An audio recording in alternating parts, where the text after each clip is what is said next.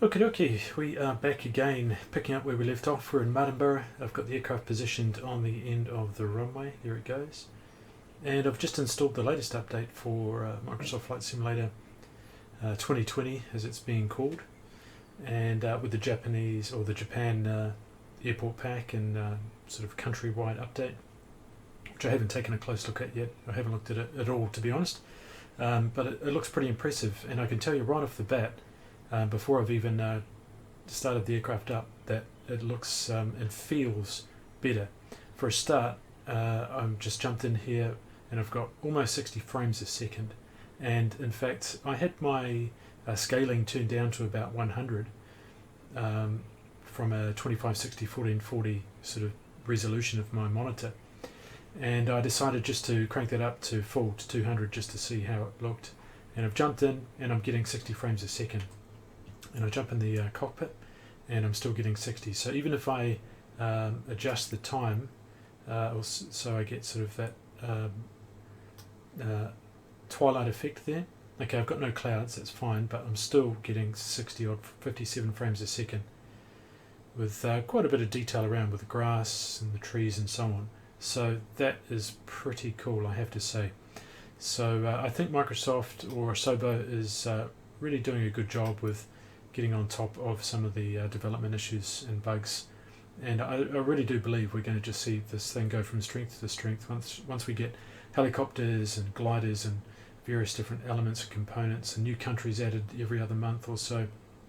I think the potential is going to be awesome, and this is before we even get into the likes of the PMDGs and the advanced developers who are really going to make some progress with the study level sim aspects of this platform. So yeah, just watch this space, I say. If you're having trouble or difficulties with it now, then just be patient. I know it's hard when you've paid money, but don't set your sights too high. Just find some of these small little fun bush flying type trips you can do. Fly around your local area. Just get a bit of a feel for what flying is really like, because at the moment, with what we have and the capabilities of the sim, that's where it shines. Okay, so it's not in fully simulating hardcore airline, full SOPs, FMSs, the whole thing. That is limited, although there's been various freeware and sort of community level projects which have been doing a great job at improving the different base default aircraft. But in saying that, like I say, that these sorts of trips are really where you get that immersion factor. So anyway, this one we're taking off from Martinborough. We're going to continue with our little trip here. We're going to make our way to Masterton. Now Masterton is only about 10 minutes flying time just up the coast, up the valley, the Wairarapa Valley here to the north. But we're going to head out east, and we're going to hit the coast. We're going to go past Flat Point Aerodrome, and I'm just looking at my map out the corner of my eye here, and I'll just turn off track IR to stop you getting too sick. So we're going to head to a little place called Flat Point, and then we will go to a small township called Castle Point, which is just out on the coast, the east coast. And it's a little village really. It's just a bit of fishing, a few holiday homes, but it doesn't have much of a beach, and it doesn't have particularly good weather either. So it's pretty much a place for your sort of hardcore person who just wants to get out of the city. Maybe if you live in Wellington, or we'd call them a batch in New Zealand. So you go out to your batch and just relax. You'd take a little bit of food with you, and just really enjoy reading a book, doing a bit of hunting, a bit of diving, walking about, and just enjoying being out of the city. So we're going to have a look at Castle Point. There is a lighthouse there. Who knows if it's modelled in the sim? Probably not, but in any case we'll take a look around and then make our way back into Masterton. So all up, it's not a particularly long trip. It should only take us about half an hour to do that as well. So we're back in our trusty 172, and yeah, I really like this aeroplane actually. It feels good. You know, it's as I said, the flaps are a bit draggy, it seems to me, which is not unusual for most of the aircraft in this sim. But all in all, it's it feels like flying the real aeroplane.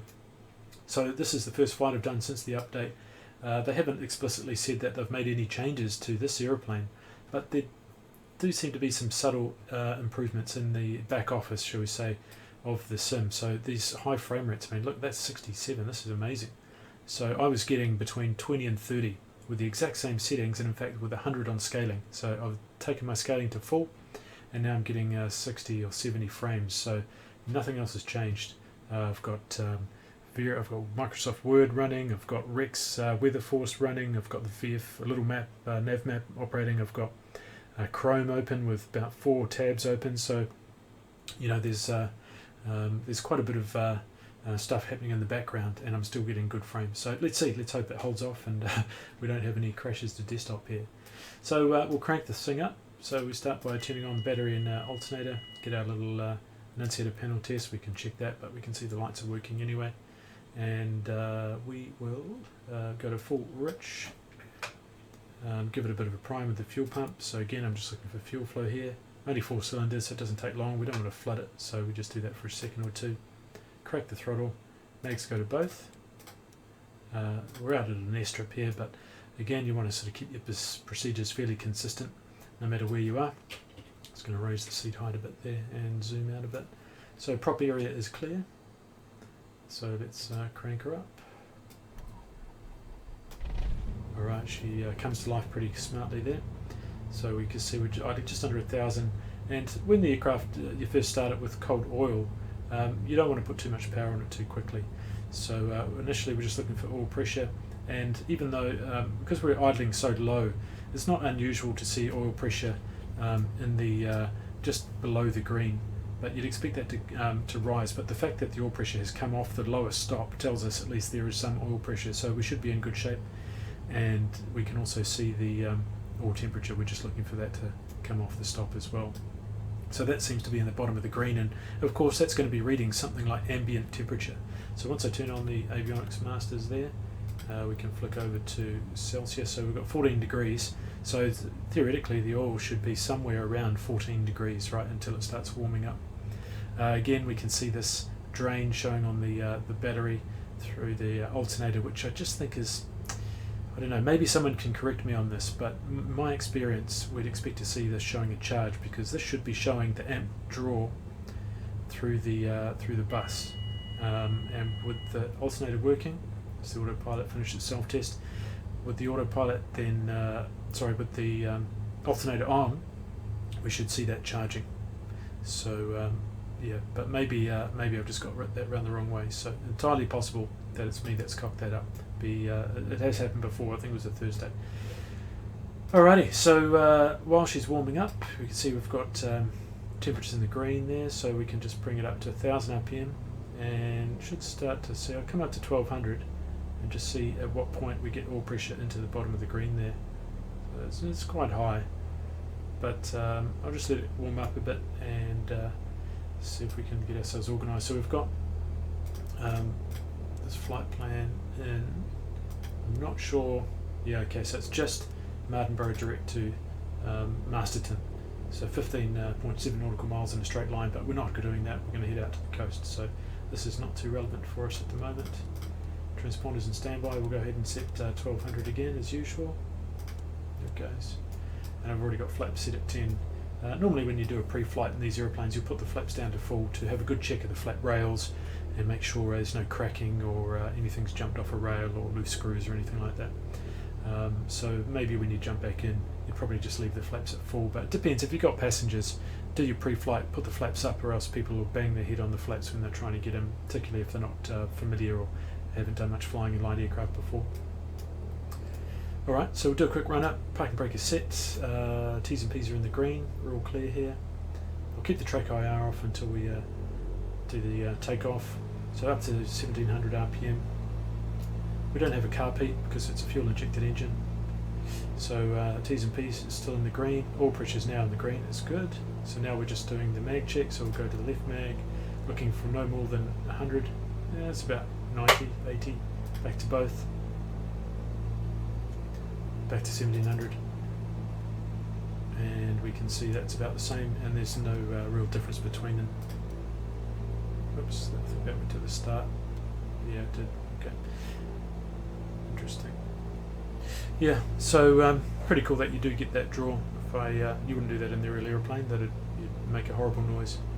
Oil temperature gets up really high if you're not moving, and I think that's probably a little over modelled as well. Sure, if you don't have the airflow from the engine at normal sort of operating speed, oil temperature is going to increase more than it would when you're on the ground like this. But this seems to be coming up pretty damn quickly, especially given the low OAT.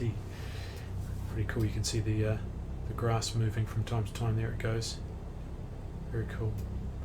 So I mentioned briefly before that I do have a Rex Weather Force loaded. I purchased this. I regret the decision, I must admit. One of the reasons for that is New Zealand does not provide the METAR data for its provincial airports. Obviously you're never going to get a METAR for a little airstrip like this, but even the ones like Napier and Ardmore and Hamilton and so on, the only publicly available data that you can get just by googling a METAR is for Auckland, Wellington and Christchurch and possibly Ahakia, which is a real shame, and that's really a limitation of the MEP system in New Zealand. So that means that Rex is not able to get any more accurate weather than the Microsoft platform can anyway. And obviously in a clear sky day today, it doesn't really matter about the cloud layers because there is no layers of cloud to be building. So Rex is probably redundant on a day like this, but I did do a brief check in Napier a couple of days ago when and I checked it with the live weather compared to Rex's weather and the METAR that I would expect, just to see how it sort of interpolates from the Wellington METAR or the Wellington conditions, which is the nearest airport. And yeah, I have to say that I think the Microsoft version was more accurate than the Rex version at that time, and I sent them an email to tell them so, as well as a couple of issues with the QNH being incorrect and always sitting on 2992, which is a good question. In fact, it looks like, yeah, well, until they update it. So that's a bit of a fault with Rex. You can see that no matter what the QNH is, they always default to 2992 or 1013.2 hectopascals or millibars. So you know, you pay money for a product, and it offers you no advantage over the internal sim anyway. So for instance, if I change to live weather, and we're going to change the time, obviously so live weather, bear with me, we can see QNH has changed and it's actually gone down, which again is kind of weird because if Wellington at the moment is 1018, then it should be something like, you know, 2998 or 3002 or something like that, whatever the conversion is. So it shouldn't be below 1013, that's for sure. So something fishy going on. But we will go back to the Rex weather there. Okay, and I'll just take it back to 10:30 in the morning or so because I just like the lighting conditions are pretty good. Okay, so all good. So we can do some pre-takeoff checks now. So trim is set, throttle friction out set, mixture full, rich fuel got on, and quantities checked, and the flaps are at 10. Ignitions on both instruments checked, TCP's in the green, vacuum is good, and we've discussed the ammeter. Let's say that it's charging, and controls. Turn this back on. Okay, full, free, and correct. Great to see sensitivities back in with this new update. How the hell they lost those, I'll never know. It must have just been a weird glitch in the coding, or somebody forgot to do something when they reassembled the installer, who knows, but it's good to see we've got it back anyway. And hatches and harnesses are secure, so that was really just you check the doors, make sure these levers are forward, which is latching the door closed, and yeah, that's about it really. Seatbelts. Okay, I'm going to turn track IR on here, so excuse me while I get it positioned. Okay, that'll do. So we can turn our lights on. We'll just take the brakes off. Leave nav lights off, and fuel pump goes on. Transponder to alt. So these like line-up checks, I guess you'd say. Alright, let's see how she flies with the new update. Keep an eye on this frame rate. So we're going to get airborne here. We're facing west. There's quite a bit of tree action around, so we're just, in terms of an engine failure after takeoff, if it's early enough, we'll probably be able to land back on the strip we're on because it's pretty long. Otherwise, we'll just be looking for a paddock generally in this direction, the way that we're going. Once we get through 500 feet, we'll just make our way with a right-hand turn and see if we can pick up that track out to the coast. It's going to be pretty much easterly. Oops. Okay, here we go.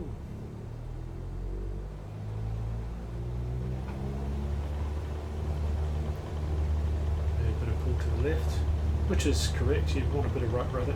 It's more prominent on a tailwheel aircraft because of the P factor.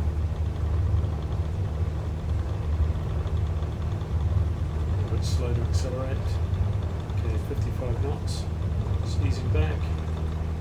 And she's airborne. Feels nice. Frame rate's still good. So it looks like there's the river.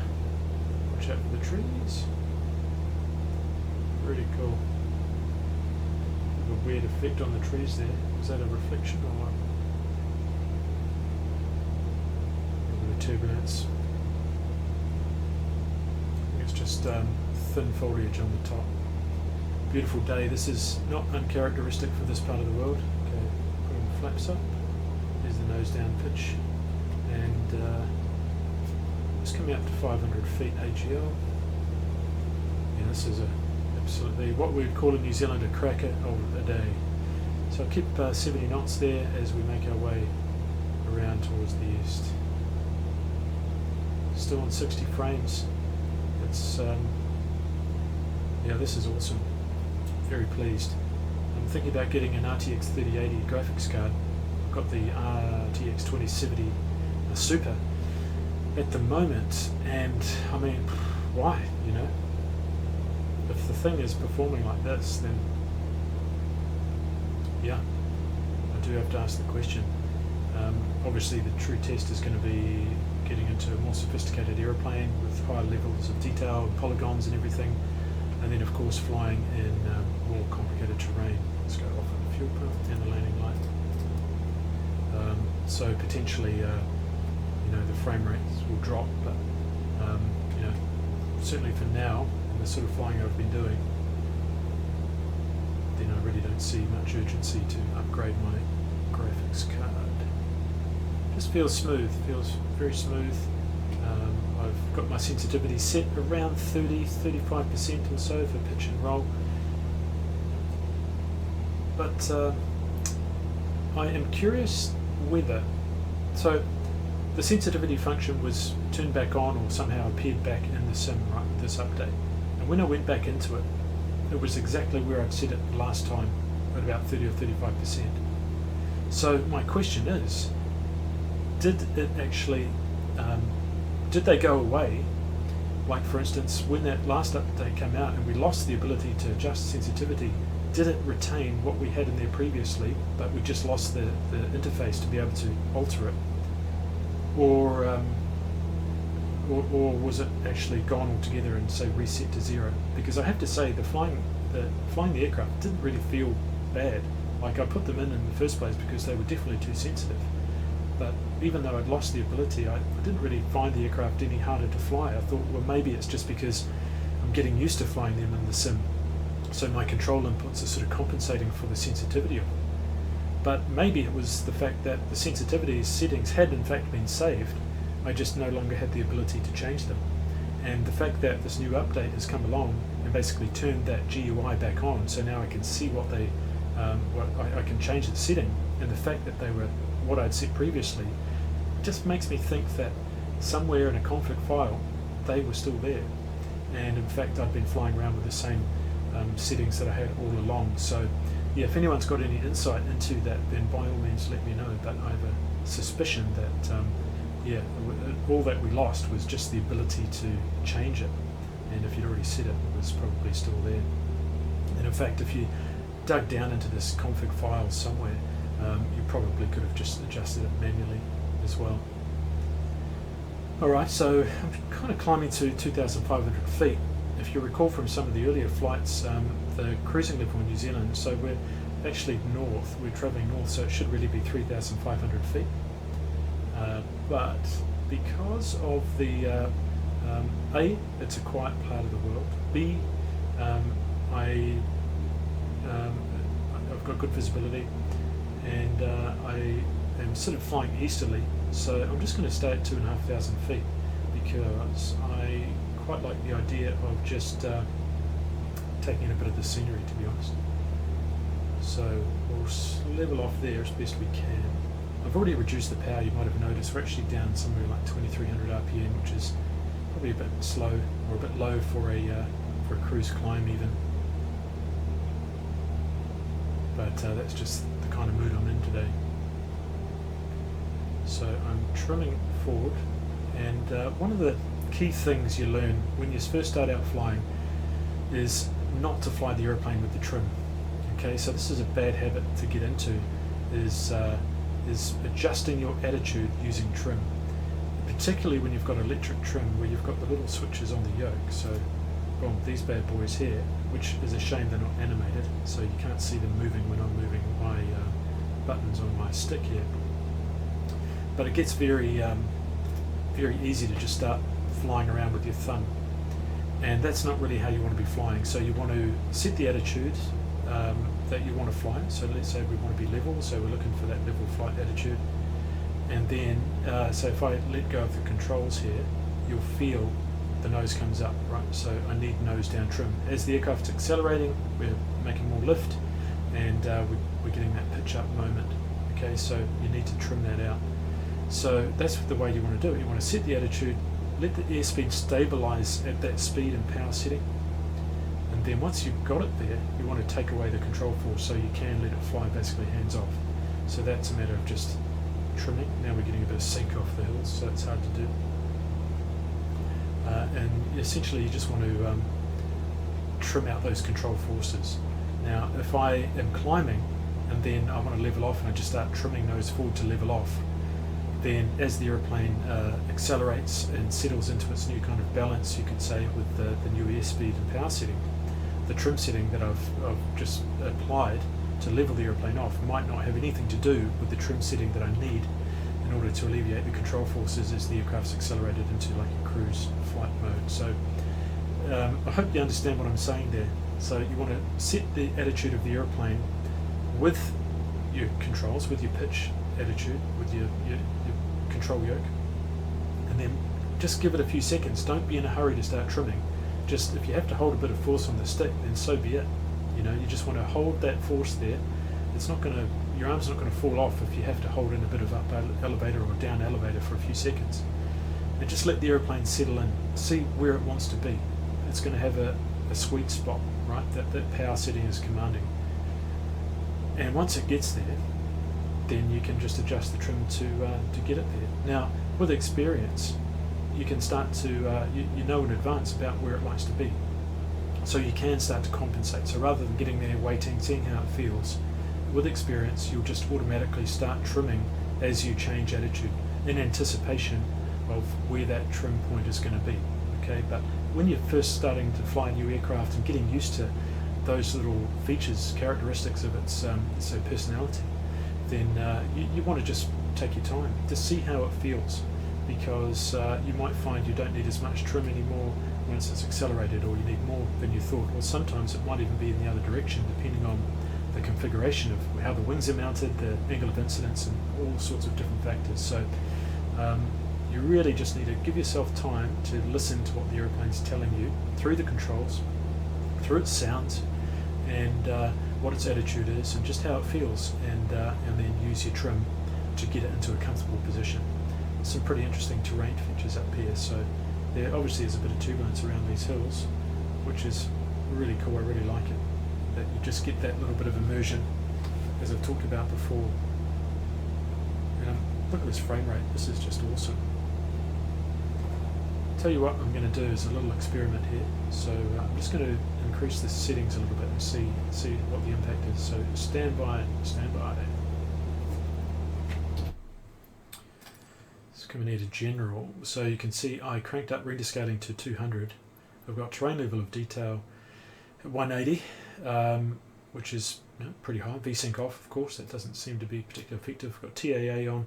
I just turned building and trees down because, to be honest, I don't really care about the details. So if you look at some of the YouTube videos of level of detail on buildings and stuff, whatever. I really don't care about the details on a building for the purposes of this. So I'm going to turn trees up to high. What the hell? Grass and bushes up to ultra. Objects level of detail. Let's bring this up a bit. I'll make it 180. And volumetric clouds. See, I've got those on ultra, but we've got no clouds. Texture resolutions on ultra. And these ones are just sort of at a mid setting. Shadow maps. So everything else it's not maximum setting, but it's pretty high. I think it's a good balance. So the big one is this. So let's just crank this up to 200. Crank it up to 11 and see what happens. apply and save, and we'll see this will change. And so I didn't didn't like that at all. We'll just jump back in and see how it feels in the sim, because sometimes it just needs a bit of an update. It's still pretty flyable, to be honest. 20 frames a second. It's not bad. Okay, track IR. And you know what? Yeah, okay, it's definitely pretty laggy. And I actually kind of find that you get, maybe it's just my monitor, but you get, I don't know, I just feel this is not looking as good. Well, we dropped to 10 briefly there. So didn't like that. So let's go back and drop that back down. Okay, getting a little bit of lift on this side of the hills, which I'm sure is going to dump out on us as we approach this ridge. So we just need to keep an eye on the yellow arc as we descend here. So I've altered my power setting yet. I'll just bring that back a 100 or 200 RPM. You should have heard the change in the tone of the engine, so that tells me that I have just reduced power, kind of one stage, one sort of increment.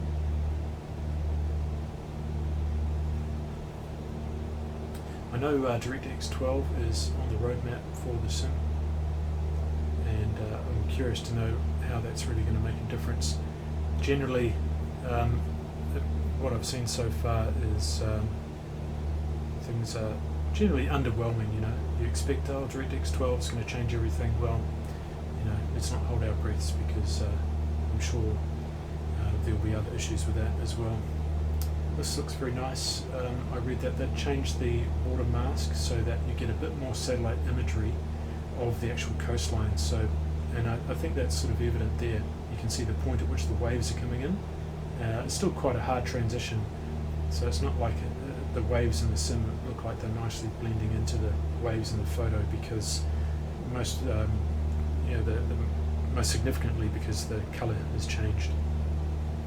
But it's still pretty nice, isn't it? Look at that, pretty cool. Beautiful farmhouses.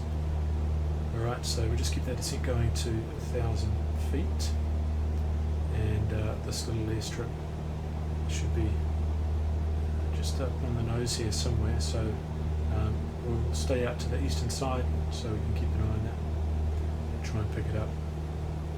But this is Heartland, New Zealand. You know, this is a pretty remote part of the country. Not a lot of people live here. You get some clouds showing through in the satellite imagery, and there's a lot of airstrips you'll find along here where top dressing aircraft work to sow when you're on farms. Looks like the airstrip maybe just there. I think that the orientation of it is not quite correct, so maybe it's actually this. Okay, so turning the level of detail, or the scaling down, I think that's most noticeable just in the crispness of the instruments. I can see that that's reduced a bit, but to be honest, I'm happy with that for the frame rate. I think that's, there it is there. Just to get a 60 frames a second, it just feels really smooth. And in a game like this, you know, where you're trying to control something in 3 dimensions with precision, the frame rate is pretty important, and that is really why a lot of people get pretty obsessed about it, because you need the frames. 20 frames a second just is not enough to control an aeroplane with enough precision, so that's part of the problem. Look, we've passed the strip there. I'm not going to make the approach now. I think it's easier just to keep on going, but I'm going to keep my eyes out for any airstrips. There could be one on top of that hill there. They'd probably show up pretty well in the satellite imagery, so that's the idea. We'll just stay around 1,000 feet here, and we're just making our way up the coast to Castle Point, which should be up here. Fuel's looking pretty good. We're running on both tanks here, so we don't have to worry about changing tanks.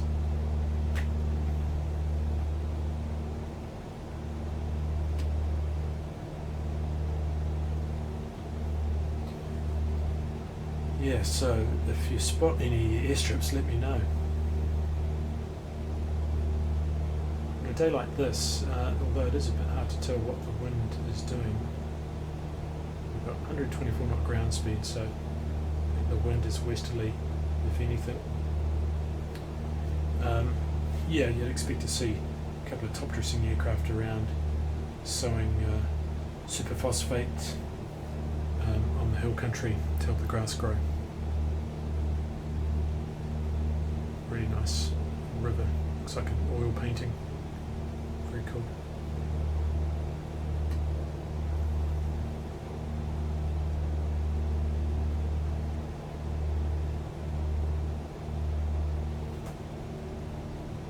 Nice and smooth. Get a pretty good sense of the speed now, don't you? Crank her up to 2400 RPM again, and that'll you see we're in a bit of a descent, so you can see the nose attitudes increasing with that, just with 100 or 200 RPM. So as I mentioned before, the temptation is just to start trimming nose down to stop the climb, but trim is a secondary control. We need to use our primary control first. So just going to track over the coast here.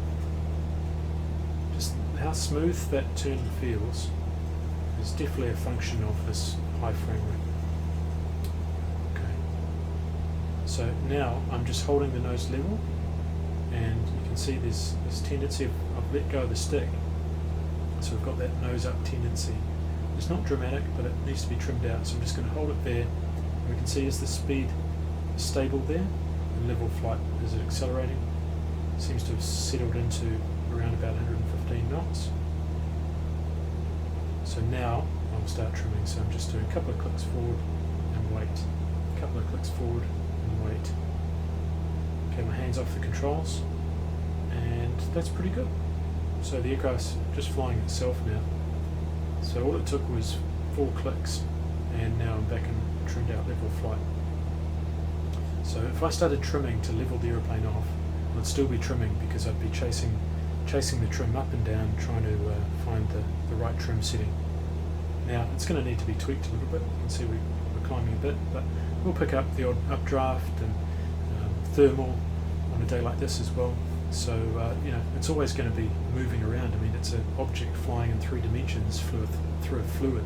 So it is not easy to maintain level flight. I mean, it's just not a given that you are going to not have to make any adjustments.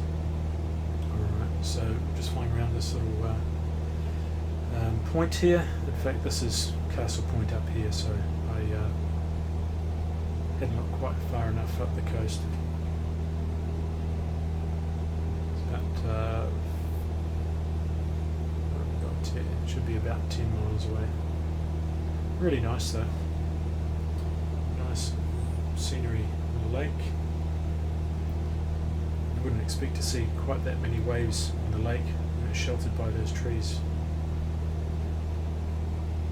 But it's yeah, it's never going to be totally realistic, is it?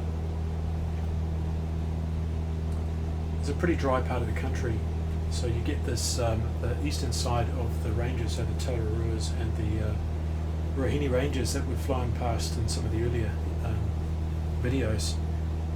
You get this, so the prevailing conditions in New Zealand are westerly, so you get weather coming up from Antarctica from the south and from Australia to sort of the north, but it's all coming from west to east because of the rotation of the earth. Got all these homes along here.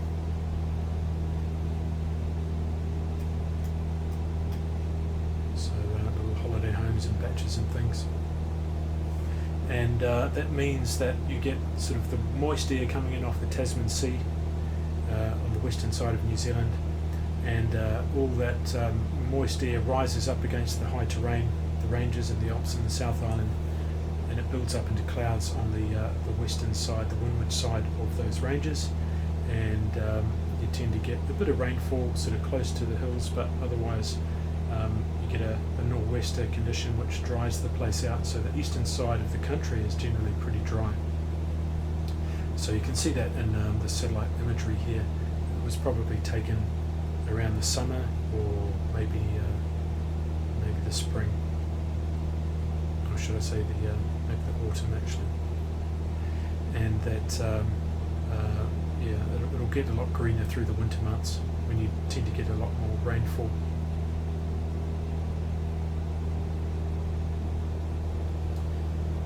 So yeah, she's still pretty well trimmed out. We get a bit of a rate of descent in the turn because the nose is dropped, so we're taking away a little bit of our lift vector from holding us up to moving us in a kind of a lateral direction. But that returns to normal pretty quickly once we roll wings level. So again, you don't want to just start trimming out every little change. So if I fly along and I see this thing twitch, then the temptation is to start trimming, shut the nose down, start trimming nose up.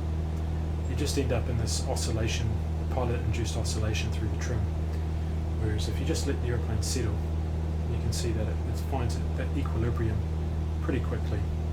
So if you're in turbulence, you're changing power settings, you're turning left and right, you are going to get some changes in that equilibrium, but it'll settle back down, so just be patient. So this is the Pacific Ocean. There's not a lot out there for a very, very long way. Out off the coast, maybe sort of east or southeast from here, let's see, about 800 kilometres perhaps, is the Chatham Islands. And there's a small community that's part of New Zealand, but they're pretty much doing their own thing out there. And they do a lot of fishing, and they have regular flights back over to the mainland. Bit of sink as we hit the lee of these hills here, so you can see quite a dramatic rate of descent down. But I haven't really adjusted anything. You can see now we're getting the climb, so things kind of work out and get back to where they were.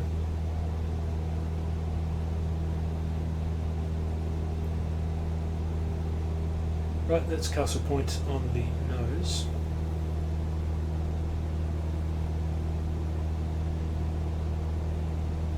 So I think this is the last flight I'm going to do, the 172. It's just too bloody slow. So the next one will jump into the VL3. I was talking about possibly looking at the trim. So once we're past Castle Point, we'll climb up to 3,500 feet for the short sector back to Masterton. And I will, it's about 26 miles, so yeah, maybe even 5,500. We'll just see how quickly we can climb. And we can look at trimming, leaning the engine out. So something that's worth doing here is just keeping a note of our EGT. So we've got a little bug here, so we can set that. So we'll go ahead and just, for fun, if I can find the right bit to click. That side is it? Okay. Oops. Okay, just pause track IR because it's impossible to keep it on the switch. Here we go. Okay, so we've got this little red needle, which we just use as an indicator, so that we can just put approximately in the same spot.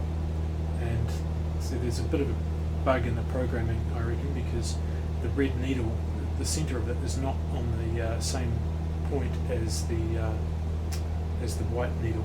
So that means it's, if we point at the same spot, it's kind of like that. That's pointing, if it's parallel, but its centre is at a different position from the white needle. And it's not like that in the real aeroplane, because now we wouldn't be able to actually point it at the right spot. So it's not a particularly useful instrument in that regard. But anyway, we'll just set it roughly where we are. So that's the EGT. Notice how there's no numbers, because the numbers are kind of irrelevant. All you're looking for is a change. So that's something to keep in mind. So we'll just put our little red needle there. That's the EGT we're getting. So this is exhaust gas temperature. This is how hot the gases are that are coming out of the exhaust stack of the engine, right? So there's a 4-cylinder engine on this thing. So when we lean the engine out, the mixture out, you're going to see the exhaust gas temperature will change, and that's what we're going to use to find the right mixture. One of a couple of techniques anyway. Turn that taxi light off. Alright, here's Castle Point coming up in front of us. So the lighthouse is actually on this little point here, and get a little bit of a cove here, some quite high rocks which you can fish off, and then sort of the beach on the other side. So we'll just hang a right here so we can see this on our left hand side. And I'll just have to increase the nose attitude a bit.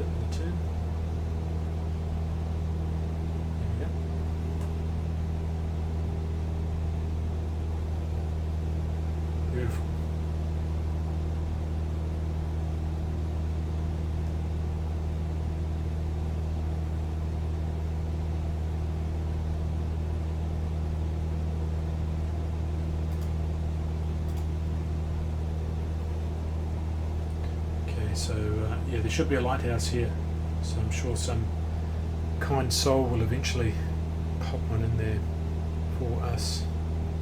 Yeah, so this is quite a high rocky sort of spit or little peninsula,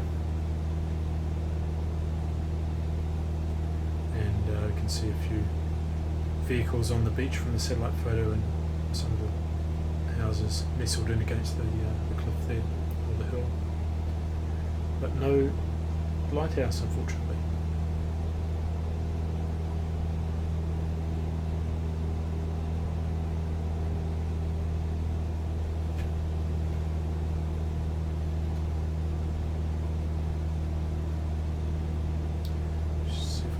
Photo, and I'll post that on Discord, and maybe someone will do a nice little 3D model for us. Alright, let's make our way back towards Masterton. We'll start that climb now. So we've gone to full power.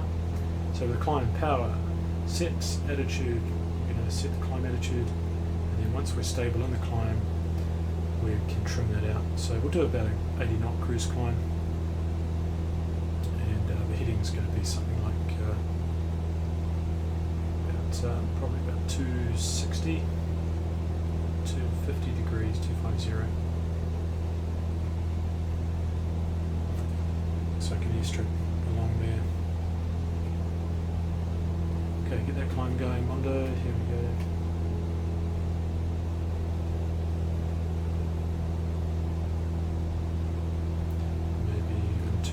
So we'll go for 240. So you'll note I've got full power, so the exhaust gas temperature has increased a bit there. And we're going to make our way, see how quickly we get to 3,500 feet. If I can actually get a bloody climb speed going on here, then that will help us. So we should get about 1,000 feet a minute, certainly until we get 80 knots. But we're fighting against the forces of nature with a bit of sink as we fly back over these hills.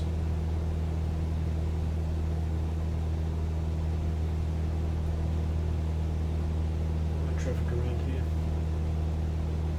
Okay, so there's about 80 knots. So now we're just going to trim those up. It's a bit much.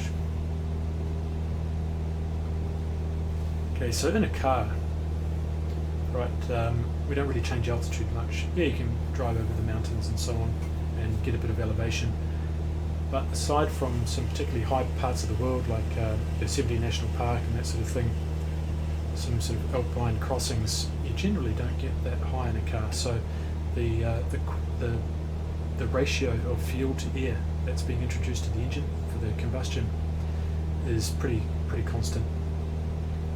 Now the problem with an aeroplane with an internal combustion engine such as this is that as we climb, the density of the air reduces, and so we end up with more fuel. So the ratio between fuel and air to get the ideal combustion in the cylinder, we lose that equilibrium again, and that ideal balance shifts, and so now we have too much fuel. So we call that the mixture between fuel and air. We call that being too rich. So this mixture control is that's what that's doing. It's how much fuel are we commanding to be injected into the cylinders. So when we're in full rich like this, that means we're asking the fuel injectors, give it as much as you possibly can. So there's a certain flow rate when we're at full power, fuel flow here, so all the fuel that it can possibly get into the engine, it is. Now if you have as you get higher, as you climb, as the air density decreases, that mixture now becomes too rich, and that can in fact affect not only just your fuel consumption, but also I'll keep it climbing up to 4,500 feet. That will also affect the efficiency of the combustion going on within the cylinder. So basically we want to lean it out, and that means we just want to reduce how much fuel that we're putting into the cylinders. Now in an aircraft with automatic electronic fuel injection and so on, then this can become an automatic function where it's adjusting that in real time to maintain the combustion and a FADEC engine is essentially doing that for us. So that's why we see in some of the Diamond aircraft and some of the more modern aircraft with just one single power lever like a Cirrus, it's all happening automatically. But in an old-fashioned aeroplane like this, we've got just the throttle and the mixture, and of course in some aircraft have got a blue prop lever for the constant speed unit, so we're setting the RPM as well, but we don't have one of those, we've just got a fixed pitch prop. So as we're going a bit slower, our RPM's decreased and our mixture will be starting to get a bit rich, and you'll notice that in a loss of power basically as the aeroplane climbs, and it's climbing pretty well still, so I don't think really above 3,000 feet is when you start leaning out, but I just want to try and make the point here and see how it goes. So we've seen quite a significant drop in RPM, so I'd imagine that we've seen a bit of a reduction in efficiency from the engine because we're running it too rich now. So have a look at our EGT. The EGT is a lot lower than it was when we were down at 1,000 or 1,500 feet. So our red mark that we put more or less where that was is actually quite a bit higher. These are 25 degree increments, so it's about 25 or maybe even up to 50 degrees cooler than it was here. So the idea, and this is going to be kind of tricky because this is like you can screw this out. You just rotate that counterclockwise and you'd slowly start winding it back. So first we'll level off, so we're going to, again, now we're going to go attitude, set level flight. We're going to let the aeroplane accelerate into its cruise speed.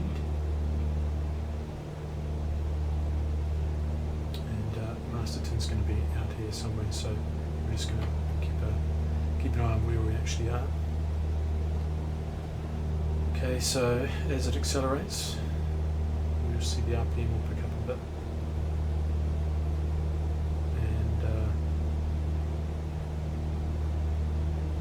Start to trim nose down just to maintain that 4,500 feet.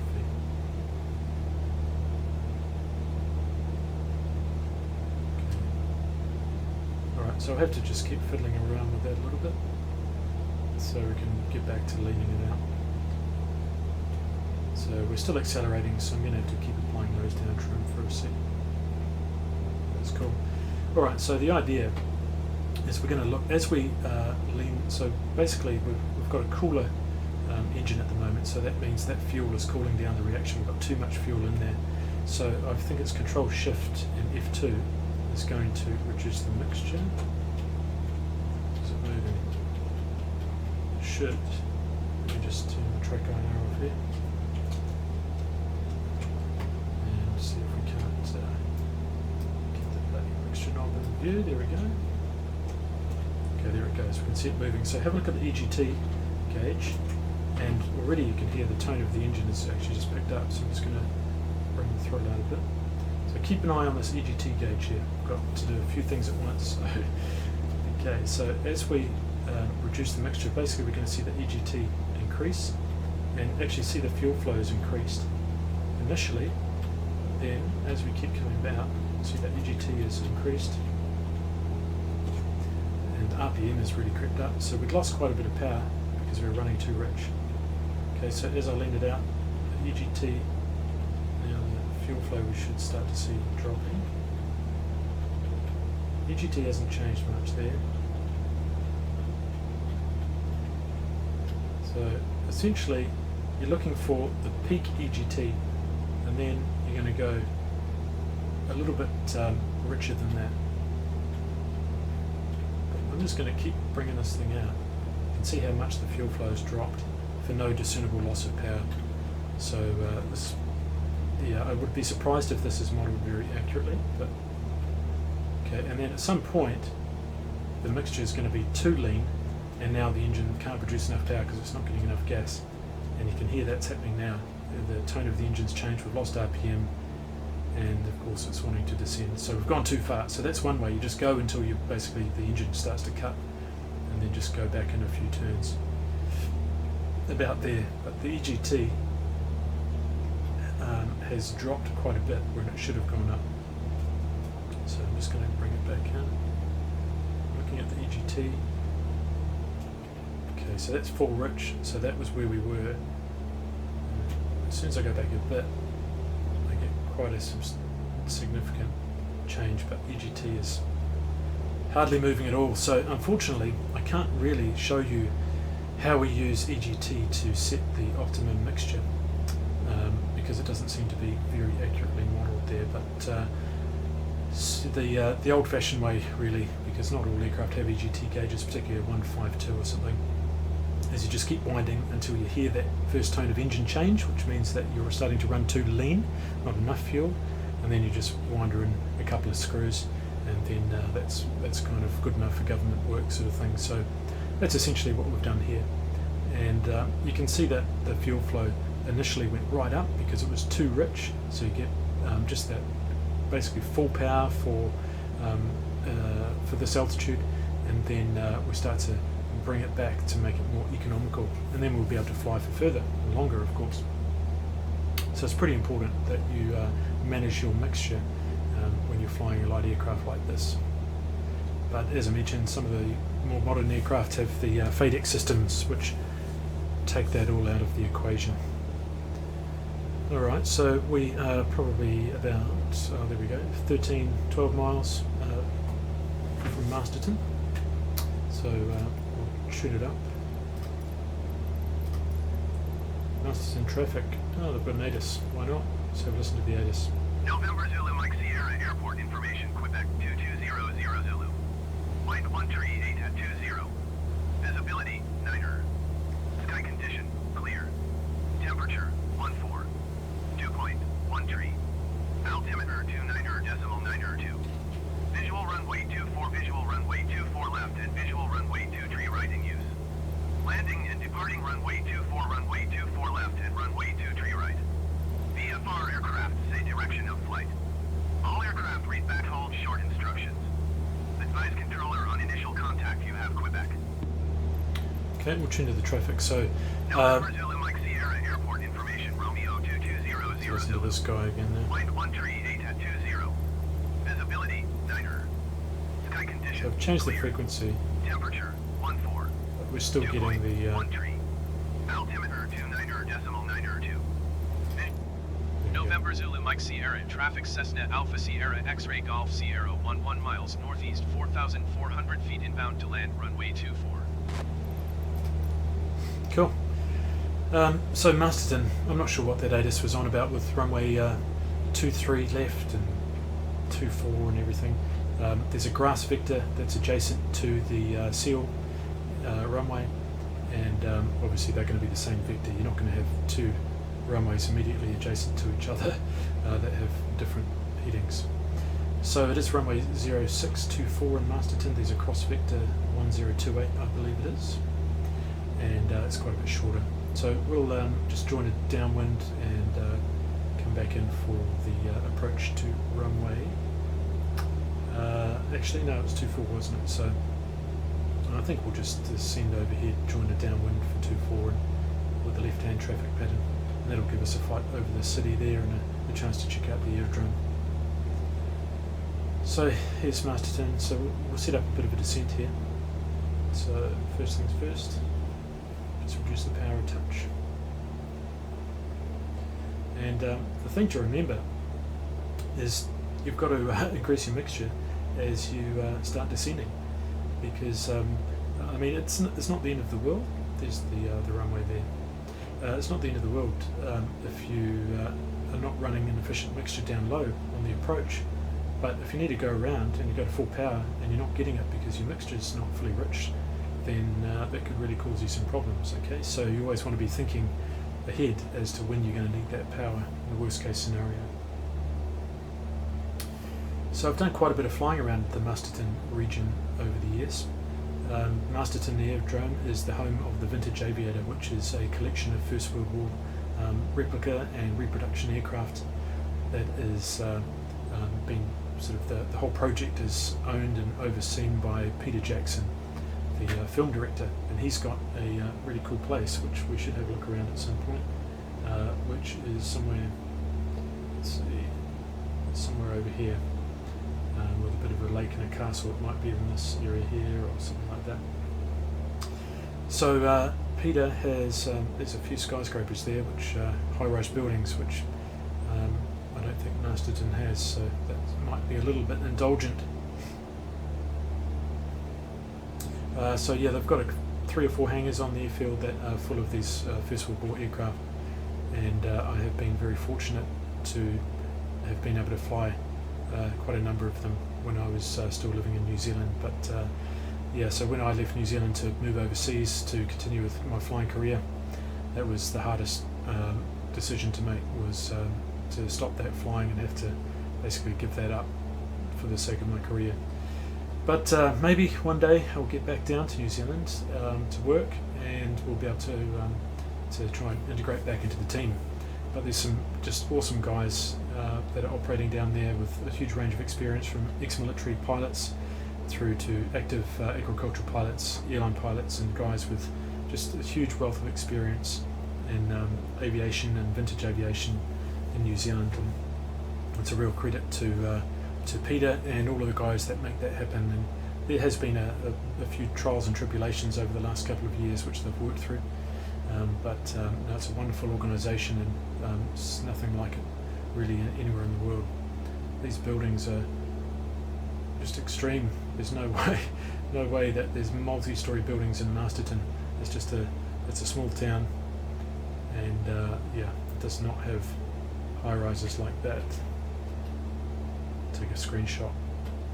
Okay, so you can see the airfield pretty clearly here. I don't think there's any scheduled services going in there. There may well be from one of the smaller airlines like Sounds Air, flying Caravans and PC-12s out of Wellington, but yeah, not too sure. They do have a biannual air show here called the Wings Over Wairarapa, where they get all the World War I aircraft out if they can, and whatever World War II aircraft they can muster up as well. So still pretty high, so we'll just keep that descent going. Just bring our mixture in a bit. Landing lights on, taxi light goes on. I'll just save the fuel pump till we're a bit closer. So we'll be landing on the Seal runway here, going down to the south.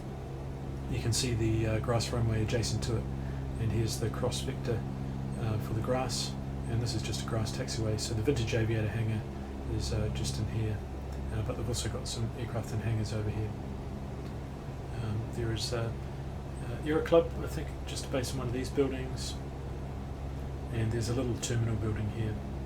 There's also the Sport Vintage Aviation Society in this hangar on the corner, and they've got a Harvard and Tiger Moth Chipmunk, I think, and that's a pretty active club as well. So really doing good things for making sort of vintage aircraft and vintage aviation accessible to not only the general public, but also to PPL level pilots who want to help support to keep these airplanes flying, and also be part of or also have an opportunity to fly some of these aircraft with some really experienced guys.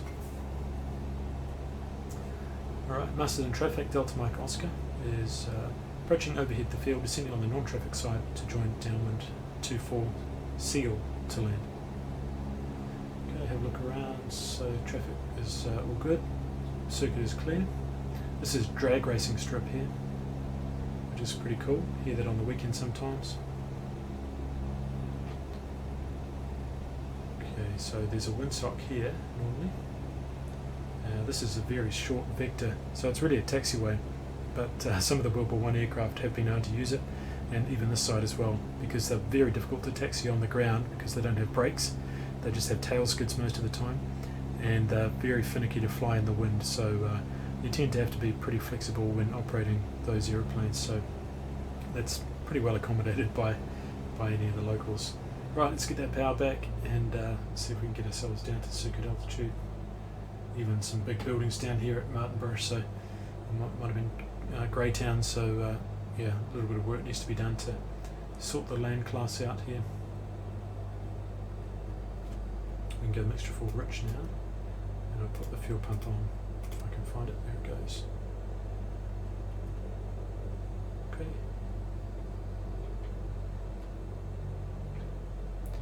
Masterston traffic, Delta Mike Oscar's downwind runway 24 Seal to land. Bit of turbulence coming off the hills here. Okay, flaps 15. Just level off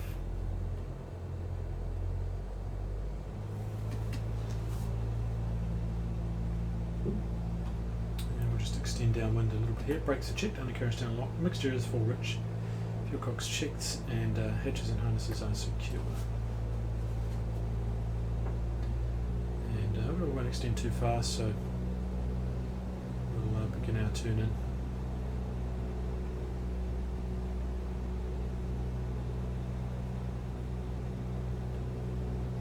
And just keep that descent going.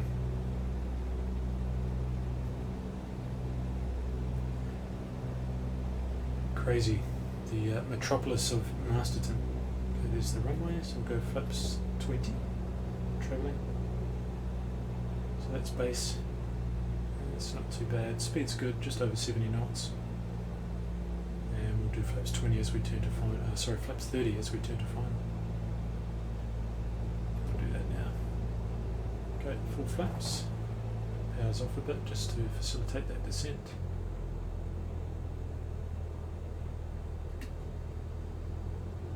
So much drag with these full flaps.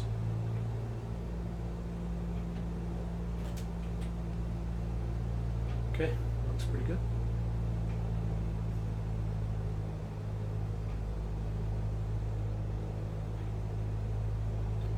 Frame rates, yeah, there's a momentary sort of hesitation there, but generally pretty good.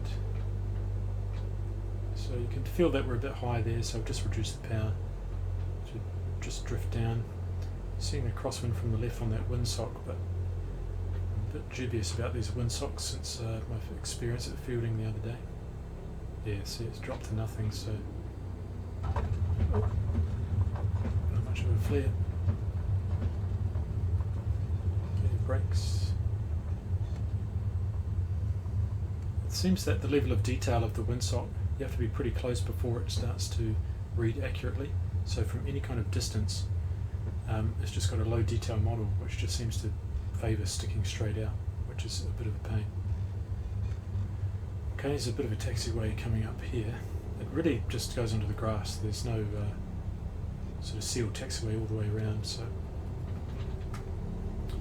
yeah, so it's not a high fidelity airport by any stretch of the imagination. But the layout is generally correct.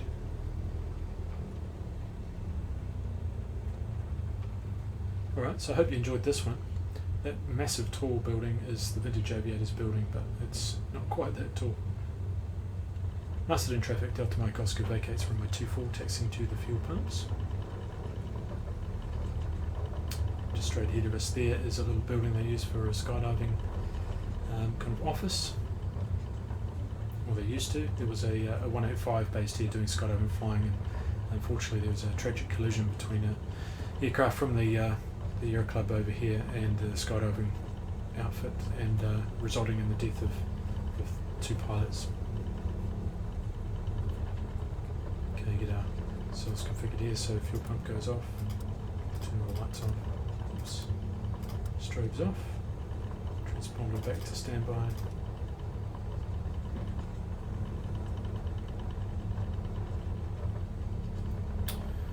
Fuel Bowser is here in real life, but of course it's not here today.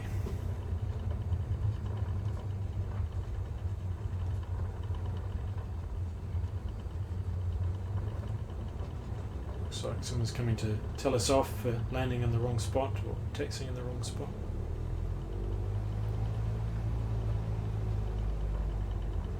It would be cool to see regional vehicles. Obviously that's a very US type of van, so it'd be nice to see some regional differences in the vehicles. So we'll park up there. The fuel pump is normally here, so parking brake set. Alright, debriefing that flight. So yeah, it all went pretty well. Not too much to say. I hope you got a little bit out of the discussion regarding leading the mixture. Yeah, as I mentioned, the EGT doesn't seem to be very accurate here, but that could just be operator error. Maybe it is, and I just cocked it up. But you can see the alternate technique is really just to go by ear, looking for the fuel flow and listening for the pitch of the engine to start to reduce and then increasing mixture a little bit. Other than that, beautiful day for flying, a few bumps around, and we had a nice little tour up the coast there. And also we talked about not flying with trim. That was the other key point from today. Alright, hope you enjoyed this one, and a little bit of mucking around with the graphic settings as well. So all good. Talk to you soon. Comments down below. Cheers.